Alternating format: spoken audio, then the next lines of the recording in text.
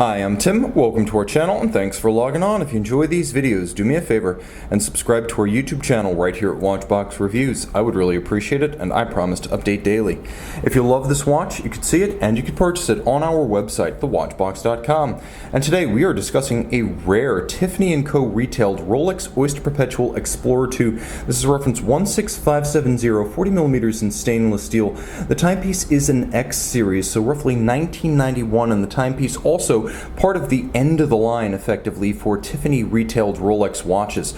On my 16cm circumference wrist, you can see the 40 wears very traditional Rolex. This is no 42, nor does it have solid end links, so the lug-to-lug dimension of this watch at 47.3mm is the true distance across the wrist. It's only 12.3mm thick, which means equivalent to a Rolex Daytona, low, easily cuffed by any shirt or jacket, and the spacing between the lugs is 20mm. Now the bracelet is a Rolex 78360 with 501B end links, and it is a Rolex Oyster bracelet, as you can see, with satin finish everywhere except the outer faces of the links, and this is a wonderfully intact vintage Rolex bracelet. It's a P series, so also 1991, and it's aged well. It has no more Rolex rattle than it had when it left Geneva in 91. The bracelet, of course, sized using screws. Even then, Rolex didn't use pin sleeves. You can see there is a snapshot Rolex clasp, and the crown is still well defined. The coronet sharply rendered on the clasp, a sign that the watch has been refinished, but not excessively so. Now you'll see internally, good shape. You can spot check my reference and series. And then, of course, you have several anchoring points internally, so if you don't want to size just by removing links, you can micrometrically adjust, and you can see how there are different spacings between these individual perforations, so you can find the right fit. The case is simple but strong. You'll note it's of polish on its flanks, satin on its lug hoods, and then there are crown guard structures around a Rolex twin lock crown, 100 meters water resistant.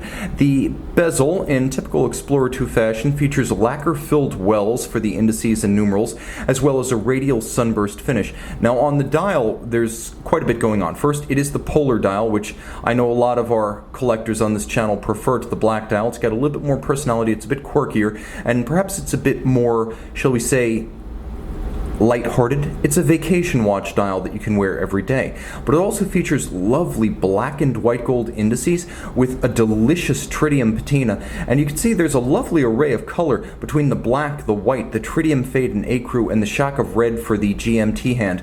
Now the Tiffany Co script down at 6 o'clock, you will note, is in a very different stroke weight and font than the rest of the dial. Rolex printed the rest of the dial at its factory with the conventional tampon transfer method, which is basically a balloon with ink, and Tiffany, in a sort of unauthorized fashion for decades, would then hand paint the company logo on the dial before retail at a Tiffany facility, all of which is to say, after decades of sort of looking the other way, in the 1990s, the early 90s, not long after this watch was delivered, Rolex finally cut off Tiffany because it said, hey, stop double signing our dials, and Tiffany said, hey, no, we're not going to stop signing your dials. So it came to a head, Tiffany lost Rolex, and thus this is sort of the end of the line, early 90s, for a Tiffany signed and retailed Rolex watch.